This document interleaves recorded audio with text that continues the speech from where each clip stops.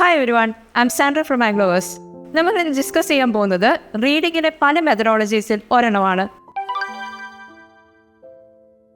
റീഡിങ്ങിൽ കിട്ടാൻ പോകുന്ന ക്വസ്റ്റ്യൻ പേപ്പറിൽ അക്കാഡമിക്കിന് 3 പാസേജസും ജനറലിന് 5 പാസേജസും ആയിരിക്കും.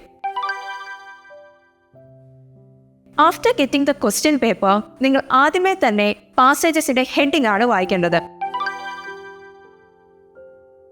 അതിൽ ഏറ്റവും സ്യൂട്ടബിളും ഇൻട്രസ്റ്റിംഗ് ആയി നിങ്ങൾക്ക് തോന്നുന്ന പാസേജ് ചൂസ് ചെയ്യുക. After choosing the heading of the passage അവിടെ നിർത്തിയിട്ട് ക്വസ്റ്റ്യൻസിൽ ഫോക്കസ് ചെയ്യാം. ദെൻ നമുക്ക് ക്വസ്റ്റ്യൻസിനെ 2 ആയിട്ട് ഡിവൈഡ് ചെയ്യാം. Fill in the blanks MCQ and true false not given type 1 ആയിട്ടും match the following paragraph heading and paragraph finding type 2 ആയിട്ടും divide ചെയ്യാം.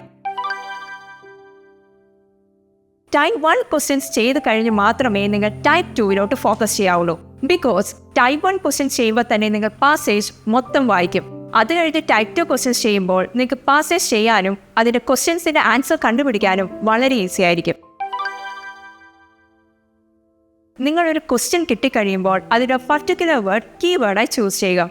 ആ വേർഡ് എപ്പോഴും നൗൺ ആകാൻ നിങ്ങൾ ശ്രദ്ധിക്കുക, ഒരിക്കലും ഒരു വെർബ് ആകരുത്.